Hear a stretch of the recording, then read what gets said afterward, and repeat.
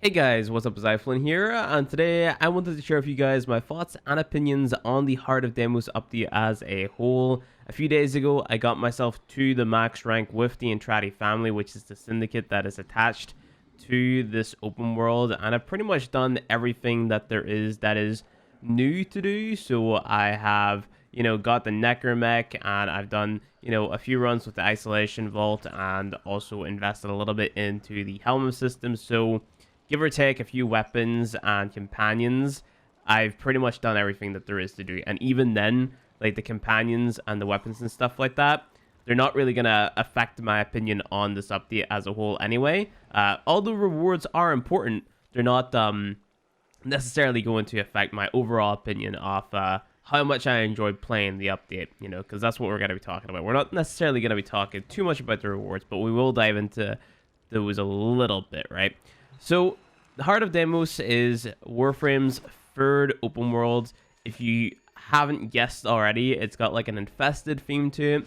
And we've got these guys over here that sort of like live in these infested flyers. That's what I'm going to call them. I believe these people are Orican. I'm not like 110% up to date with the Warframe lore. I'm not that invested in it, but I believe these are Orican people, and they were infested while doing something on this moon or planet or whatever, which is now called the Heart of Deimos, and they are like part of this infested landscape, right? So we meet this Entrati family. This one is called Mother. You can see a little spoiler here, her actual name, which you learn their actual names as you progress through the, what's it called, the Entrati family standing, right? So this here is basically just a vendor which is going to give you your bounties, right? Just like in Plains of Eidolon or Fortuna. In Fortuna you go to talk to Yutiko, and then in Plains of Eidolon you talk to Konzu. That's his name. I always call him Uncle. You talk to Konzu, which I like to call Baldy Bat Boy, and they give you your bounties. Here it's basically no different. You go, you get your bounties, you play your bounties, and you can get rewards from your bounties. Now, the big difference is how you rank up with the Entrati family, which whenever I hover over any of the bounties here, you're going to see at the very top that there is a little token, right? So you see that token? I get 113 tokens from this Steel Path bounty, which I could do, right?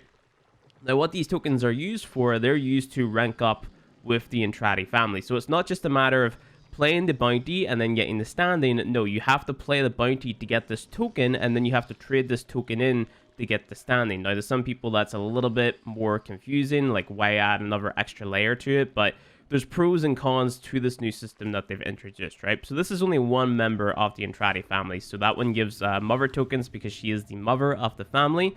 Then if we come over here, we can see that we have a fishing vendor as well, right? Just like all the other open worlds, you have one vendor that has stuff to do with fishing. This is the daughter.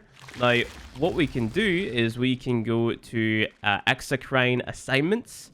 We click onto this, and you can see that we can actually buy tokens from her as well. But these are daughter tokens. They do pretty much the same thing. You use them to rank up with the Entrati family standing, except they are tokens that are specific to daughter, and they're going to give you a different amount of standing per token traded in. Now, to get these tokens, what we have to do is we need to trade in resources that we get from fishing. So what we would do is we would go out into the Heart of Deimos, we would collect some fish, we come back here, we would cut the fish, right? So I just go ahead, click this, I press cut fish, and you're going to see that I get these resources. Now I can take these resources, go to Exocrine assignments, and then buy these daughter tokens that I need, right? So you can get different amounts per different resources that you trade in, and this refreshes every so often, right? So in 7 minutes, I'm going to get a new set of daughter tokens, right? So I should actually be buying those right now, but because I'm making a video and I'm just showing you guys, I'm not going to bother.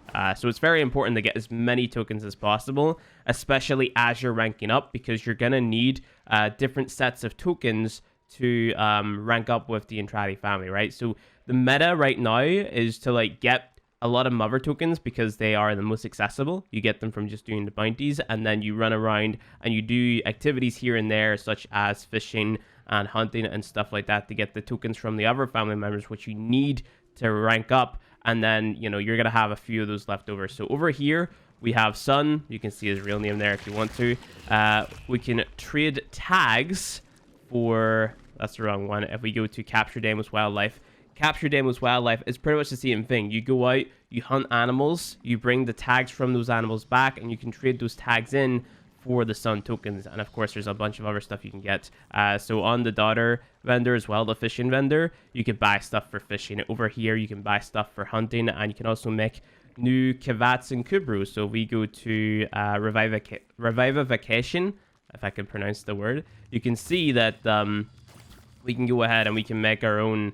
Is this, I don't know what this is. This is either a Kubru or a Kavat. I think this one's a Kubru, but they do look a little bit backwards in this update. So I think this one is the Kavat, might be the Kubru. I don't know. I haven't invested too much into this yet, but either way, you can make new Kubrus and Kavats. They've got different effects and stuff to them, and you can buy, you know, different mutations in here, right? So this is antigen blueprint. So it tunes the infestation within to the Madurai polarity, and then the side effect is tuberous jaw growth. So you can go ahead and invest into that system if you choose to. Not something that I'm super interested in. Of course, if there's like some OP meta one, I'll go ahead and pick it up. But I don't think everybody's got all of the different Kavats and Kubras yet, so I'm not too interested in it for now. So that was Sun. He's the most annoying character out of the bunch. If we head over here, we can talk to the dad of the family. So this is Faber, and with this guy, you can do parts requisition, and you basically just trade in resources to get Faber tokens. Then you can go to browse wares, and you can get blueprints and part blueprints for the different weapons, and also mods for existing weapons. One that's really interesting here is one for the Soma Prime, where each hit increases critical chance by 1.2%, resets upon reloading or holstering. So that sounds like a pretty insane mod, don't you think? But you can get a bunch of different other cool looking weapons here. This here one looks really sick in my opinion. The Trumna, it looks really badass. And then the Sepulchrum.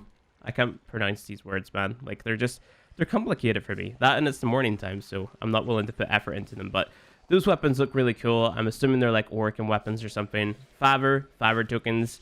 Then we have our little boy Otak over here, who is my favorite character because he's simple. This is basically like a robot with two personalities. On the back of this robot, there's Lloyd.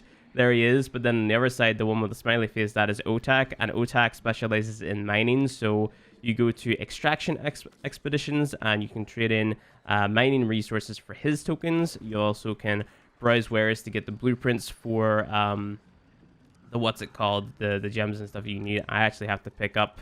Oh, I need to trade in my stand. I forgot. I'm going to show you guys that in a second. But you pick up the blueprints here, which are reusable, and you use those to craft the correct resources that you need to craft other things, right? So one that, in my opinion, is most notable is this Fomic Distillate. This one, like, I getting Fomic is a pain in the butt, but we're going to talk about easier ways to do it in this video as well. Come over the granny over here, and this is where you trade in your tokens for standing. So if I go to trade tokens for Entrati standing, you can see that I can just expend the tokens that I have to rank up. You can get granny tokens, but to get granny tokens, you have to trade in other family tokens. So father, daughter, son, otak, and mother tokens. Does she take otak tokens? Let me see. Exchange family tokens. She does. She does take otak tokens. I was just questioning myself because is otak part of the family really? Question mark. Who knows? But yeah, you come here and you can trade in the tokens that you've got for standing with the Entrati family. So what people have been doing is they've been doing the steel path bounty. I have to do 3 steel path bounties or 2, depending on how much I have left over from the previous day.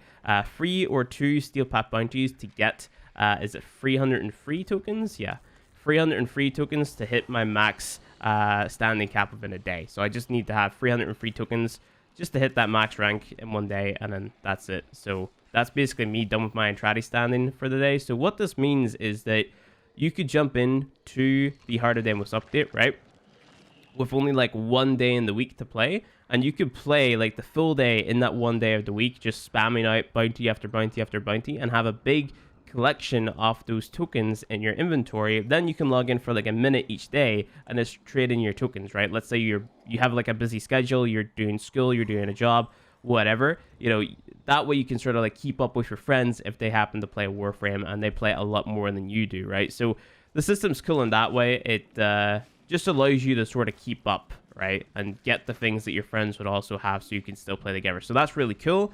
The downside to it, though, is that for a player like me, I can just run around and do all the activities that the game asks me to do, such as hunting and fishing and stuff like that, to get the resources and stuff I need, while also getting these tokens on the back burner. but then I'll have like a big collection of these tokens, and then I just trade them in, right? So it makes it so I don't have to play the update all that much because I've already got this big collection, you know? So if I have one big play session and I do a lot of things, I've got this big backlog of tokens and I just trade them in, and then I'm playing the update overall less, or I'm playing around in this open world overall less, right? I'm going to forget about it a lot faster than if I were to be forced to play it, you know what I mean? Like if I had to actually go to the Plains of Eidolon or Fortuna to do the bounties, right? You know, it's got to be something that I do on a daily basis, where if I can just play for one day, then I've got all these tokens and I don't really have to come back. So in my opinion, that's a big con, because honestly, I haven't been playing in the Heart of Deimos as much as I would like to, because I just acknowledge that there's no real point outside of getting the resources and the tokens that I need. So the other thing that we've got as well is if we come over to this little wall, you can go into your operator, and we come all the way to the back, and at the back here, we've got our boy Lloyd, which is the other half of the robot who has the two personalities, right? So over at this vendor over here, we can rank up with our Necromec, right? So we go to Lloyd stand-in. You can see that I'm max rank already, and we can actually go to view offerings as well. Let's do that. So you can see that you can buy parts in here for your Necromec, which is just like a mech robot, which I'll show you guys whenever you get into the open world. And there's also a weapon for it as well, which is really cool. So it's just a mech. You can run around, you can kill bad guys with it. There's no real reason to get it right now outside of, oh, it kills the bad guys. You know what I mean? So, you know, if you want to invest into this, go ahead and do so. It's not too hard to get to max rank, because all you have to do is the isolation vaults. And isolation vaults are basically new bounties that you do to get resources from mining and fishing without having to actually do the mining and fishing. And there's a lot of like shortcuts you can take to get mining and fishing resources without actually having to do mining and fishing. So that's another really good thing about this update as well. So we trade in these parts that we get from Necromecs that we kill or let get destroyed around the open world. And that's basically it, right? So I just come here, trade in 10, and then that's 10k standing, you know? Basically that. And then 2,500, that's 5,000. Let's just go ahead and do that one, because why not? Whoop. Oh, I'm up my cap already.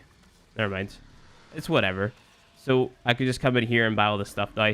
It's a very useless vendor, and honestly, like, I wish they would put in the mods for the Necromec on this guy, because there are mods for the Necromec. If I just go to equipment, I go to arsenal, then I go to our vehicles tab, we can see that we have another bit added right here, and it's our Necromec. We can press upgrade. We can see that we have a ton of mod slots on here.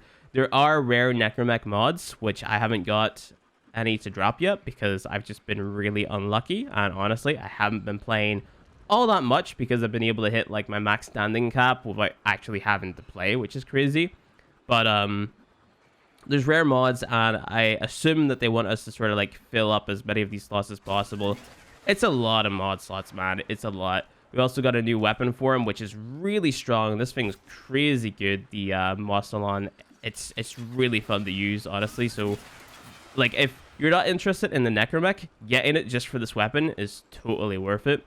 So that's basically that. I'll show you guys a little bit of gameplay of the Necromech whenever we get out into the open world. So that's basically all there is to do in the player hub. We also have the Helus System, which you can buy from Sun over here. You go to Browse Wares. This thing costs 15k standing, and you can't just get it while you rank up with a family. Like, you know how sometimes whenever you rank up with a syndicate, it's going to ask you to pick a reward whenever you like do the rank up, just as like a reward for investing the time into it, that type of thing. Oh, I'm in public matchmaking. I'm just going to go ahead back out of that. There we go. So basically, you have to farm up an additional 15k standing to get the Helmuth System, which is kind of a pain in the butt.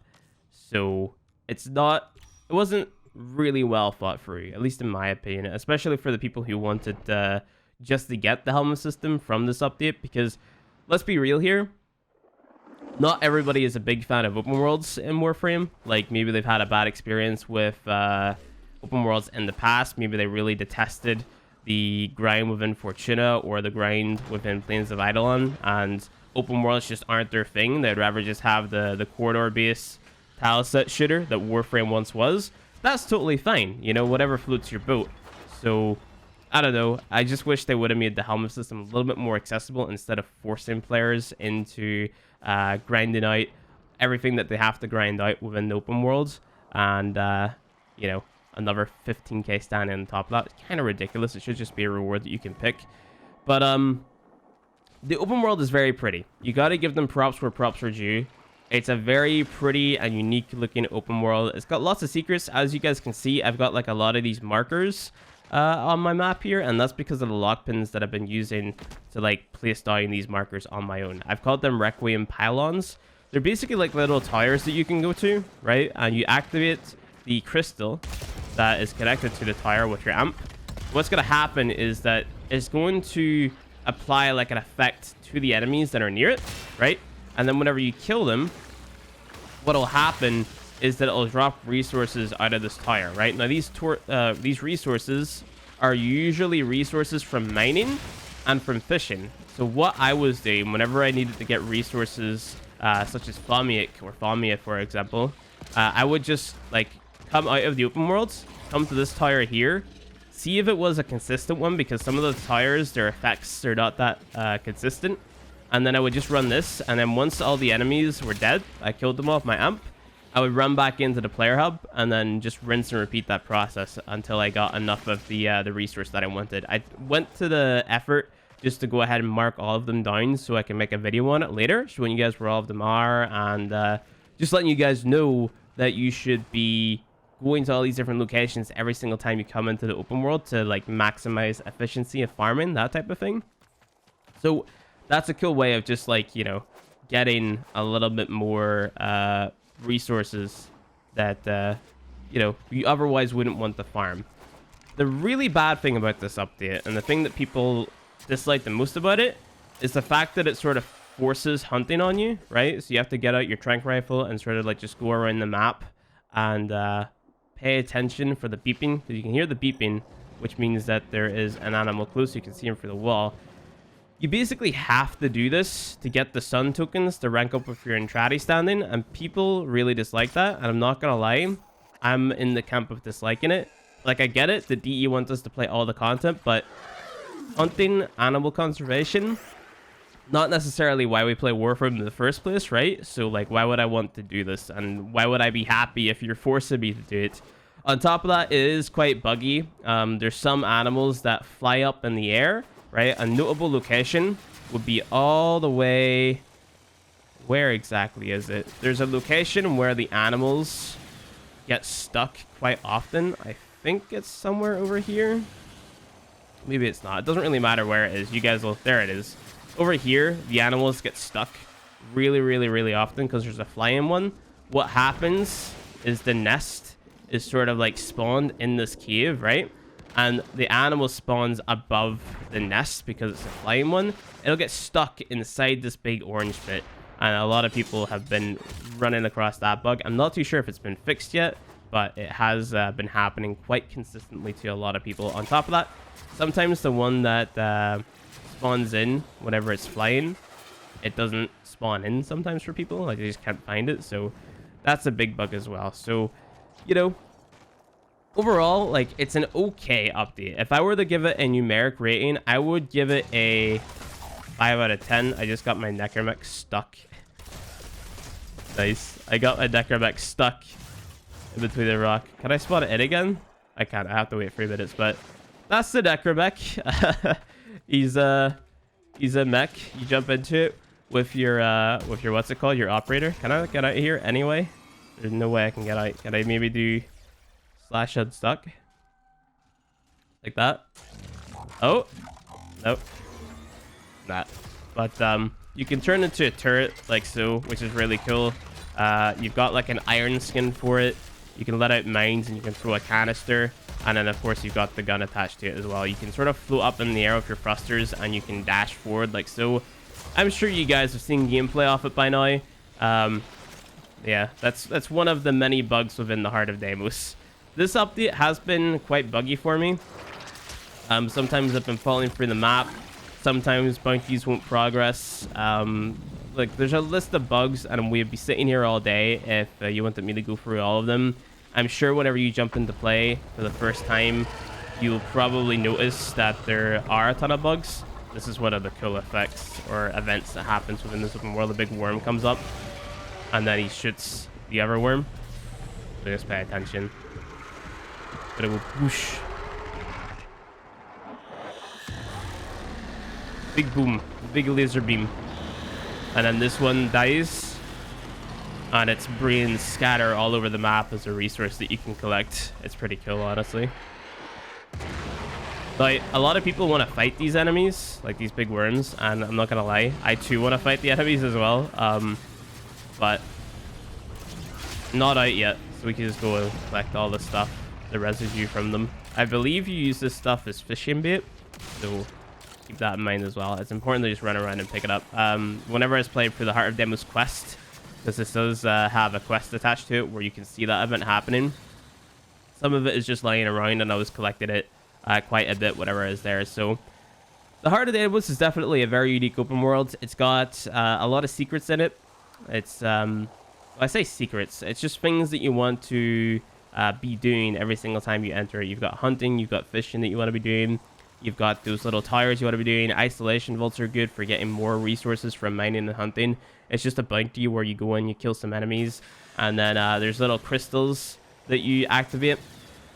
And then Lloyd is going to run around and activate those, and then you can go into a vault which has the resources in it. I'll make a video on it quite soon, just showing you guys how to do it, how to run it efficiently. But it's all right. If I were to give it a numeric rating, I would say I would give it maybe a 5 out of 10 or a 6 out of 10. The reason that I gave it a 5 out of 10 originally, whenever I was playing it on stream, was just because of the grind, right? So the grind for it was pretty tedious, right? Getting the mining resources is pretty annoying. The one resource that I had the most issues with whenever it came to the mining was the one called Fomia, or is it Fomic? Let's just go ahead and take another look. Come over here. We go to browse wares. So this here one here, Fomica, that's what it's called. So you need Fomica to make Fomic distillate, and you need that to craft the parts for your Necromec, and also you need it for Zaku as well. So I was having a tough time getting Fomica to drop. It is meant to drop from the orange ores that you find around the Heart of Deimos, right? But I could only ever get it to drop from those little towers that I showed you guys. So if you're trying to farm that up, get it from the towers.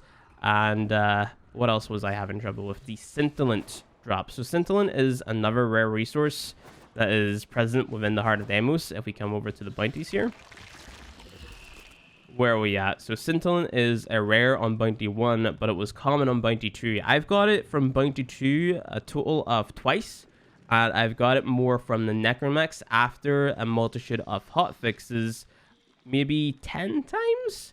So it's a pretty rare resource to get. You want to be doing the isolation vaults where a Necromec is going to spawn in. You kill this Necromec, and then you bring a Desecrate Necros to desecrate it, and then hope to God that you get a scintillant drop.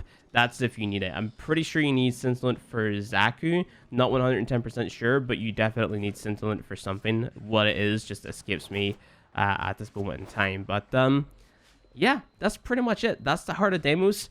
The only other thing that I can really talk about, and probably the thing that I dislike the most about this update, is the Helmuth, right? I wasn't excited for the Helmuth originally, but like I like the fact that I can swap abilities from Warframe to Warframe, right? Like, I don't know if you guys noticed, but I've got Nidus's 2 on my Proteus 4, right? So that was cool and all, but the amount of resources that you have to invest into the system to be able to pull off what, you know, I've pulled off. I've got a ton of different abilities on here already, and I've got the max rank right now. You need to invest a lot of resources, right? So to give you guys an idea of how this guy works, you have to like invest these resources to fill up these percentages here, right? And every single time that you want to subsume a frame or take an ability and put it onto a frame, these percentages are going to go down. So something that I wanted to do was I wanted to put Warcry onto my Excalibur, right? So let's just go ahead and do that now. We go to Excalibur. Here we go. Throw him on. Jump back down. Get in the chair again. Let's type in Warcry because I've already subsumed my Valkyr. I click it. So it's going to tell me that it takes 30%, 59%, and 10%. I go to Infusability. So I want to remove Radial Javelin because let's remove Slash Dash. Goodbye. Well, Slash Dash I use for mobility. Radial Javelin I barely ever use. So I'm going to remove Radial Javelin. It asks me what configs I want to remove it from or swap it up. Let's go config A. I press confirm. It's going to do its thing. So now my Excalibur has Warcry, right? But that drained my, what's it called? My resources here, the percentages on this stuff. So now what I have to do is I need to feed the Helmuth these resources, and the amounts that you need to feed it are insane. So here's Asterite, which I'm pretty sure is a Railjack resource. It wants me to feed this 5,000. That's ridiculous. I don't even have 5,000. 25 of this. The ones that have a green arrow are going to give you a higher percentage value back. So if I were to feed it circuits now, you see that, you know, I got a decent bit. But let's say I needed to spam something. So under calcs, what have I got the most in calcs? Rubido. If I were to spam feed it Rubido, the amount that I get per feed is significantly reduced because I've been feeding it too much. So what happens is it asks you to sort of like feed it more rare resources. The one that stinks the most is bile, because you can see the resources that it takes for bile. I have like invested a ton of my Morphics. So I had like maybe 15k Morphics before this, and now I'm all the way down to 22 just because of how shitty ranking up your bile is. Like, I'm pretty sure you can use Argon for bile, but because I don't have any Argon, it takes free Argon. Argon is probably the best thing that you can farm up for investing into bile, and that sounds insane to say because Copernicus is 15,000. Cryotic is 3,000. There's not really a reason to do excavation anymore outside of getting Cryotic for the Cyber or something. Fresnel's, pretty sure this is Railjack. Isos, that's Railjack as well. Thermal Sludge is alright, that's a Fortuna resource. Diluted Fermia, that's an event resource as well. And like, it doesn't really give much, right? Well, once you invest a few into it, it's going to reduce the amount that it gives anyway. So like, you're left with Morphics, Argon, and Thermal Sludge, right? So do you want to run around in the open world to get Thermal Sludge? I know that I don't. Morphics, I would do Morphics easy, and Argon, I would do that easy as well. So you've got two options to rank up your bile super quickly, and that's kind of it. So the rest isn't too bad. There are some that are fair, but there are some which are not fair. They definitely need to tweak the values in the Helmuth system. I would say that if you're a newer player, if you're someone who isn't as crazy as I am and or doesn't have like a shit ton of hours in this game, I wouldn't invest into the Helmuth system until like the very last thing. The Helmuth system is for if you are bored or if there is some meta thing, you know, like I wouldn't invest into this unless you really needed to, because this is just a big hindrance on your resources, guys. Like, I can't stress that enough. You're gonna lose a lot of resources invested into this guy. So I don't know, it's just a nice to have thing. And of course it asks you to confirm there as well, just to make sure you want to give up the insane amount of resources that it asks for. But that's pretty much it. Like, that's my Heart of Deimos thoughts and opinions. The update is okay. It's definitely a 5 out of 10 or a 6 out of 10. Here's my pretty flyers of all the Warframes that I've subsumed. I've subsumed a lot.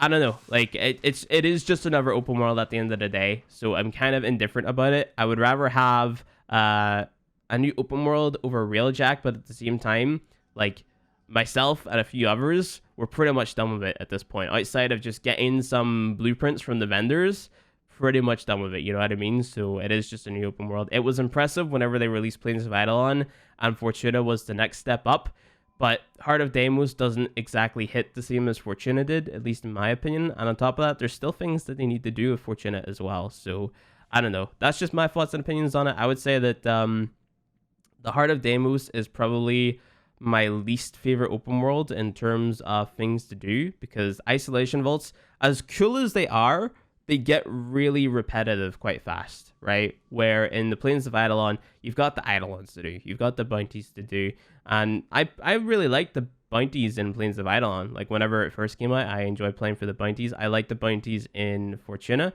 I also like the orb fights, and Heart of Deimos, it doesn't really have much going for it right now. Of course, they could add in a boss fight with those big worms that I showed you later on, where you have to make use of the Necromec. probably the best thing about the update was the lore and the isolation vaults. And the Helmuth system, if you've got the resources to invest into it, go for it. But just be warned, it does take a lot of resources. So that's pretty much it, guys. Thank you guys for watching this video. If you enjoyed it, go ahead, hit that like button below, and hit subscribe for more Warframe content. I'll see you guys in the next one.